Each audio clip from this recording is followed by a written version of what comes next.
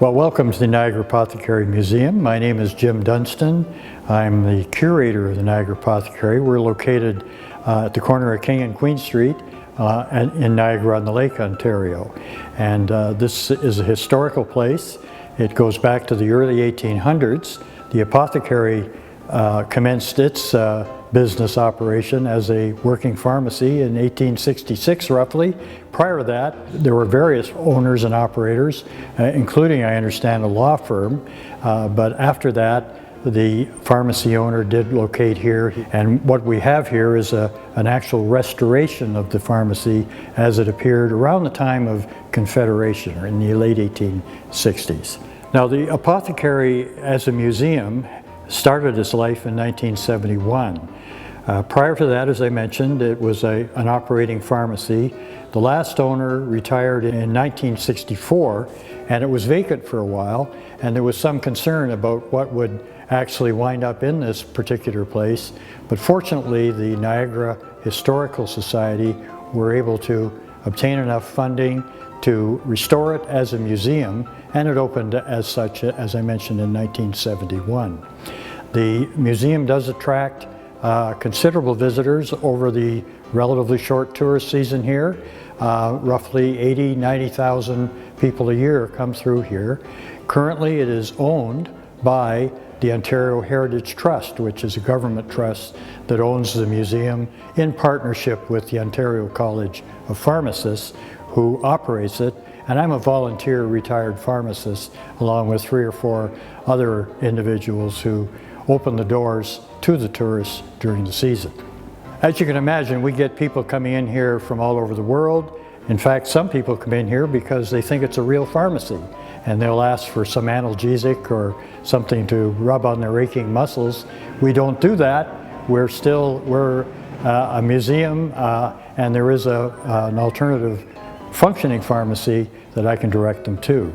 The pharmacy functioned in an era of what we call the golden age of patent medicines.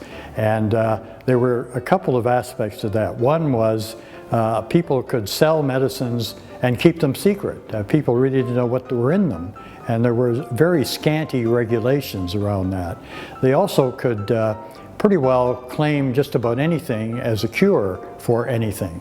And we used to sell leeches in here for a variety of ailments. And of course, leeches are now used today in hospitals for microsurgery. But back in those days, it was touted as a cure-all, if you will, along with bleeding people. Well, I can point you to bottles that are on the shelves. For example, at the very top, the bottles with a very large base and a narrow neck, they're called Carboys. They were used to store various extracts and tinctures of the botanical drugs and chemicals that were used in that era. And as you can see, if you look at them, they had labels that were made out of paper, and that indicates that it was before 1850. So those particular bottles, which were imported by one of the owners, go back to the early 1800s, probably 1820, 1830. Also, the cobalt blue jars that you see at the bottom were used to store various chemicals and drugs that were used at that particular time, usually extracts of botanical drugs. One of the proprietors actually died on the site, and so this has given rise to some theories about whether maybe some ghosts inhabit this place. And the story goes that if the lighting is right and the mood is right, sometimes noises are heard in the back of the dispensary area, which are attributed to a deceased proprietor of the establishment. Well, our address is 5 Queen Street, corner of Queen and King, right across from the Prince of Wales Hotel, which is a landmark here in Niagara-on-the-Lake. Pretty easy to find once you get to the town. We do have a website, www.niagaraapothecary.ca, where you can browse and visit, and gives you a fair amount of detail in terms of the provenance of the place and some history not only of the apothecary, but the history of medicine over the years. It's kind of an interesting website in that regard.